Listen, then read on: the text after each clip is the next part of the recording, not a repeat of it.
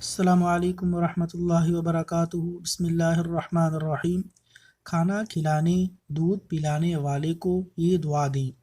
صحیح مسلم حدیث نمبر 2055۔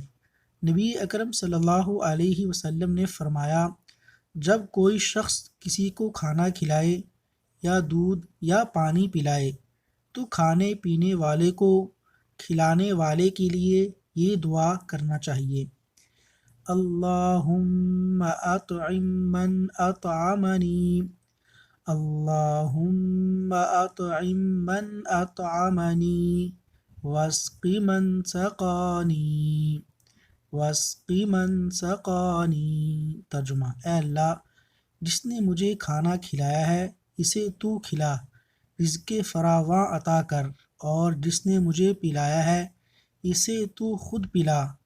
اللہ تعالیٰ سے دعا ہے کہ اللہ تعالیٰ نبی صلی اللہ علیہ وسلم کی سنتوں پر عمل کی توفیق عطا فرمائے۔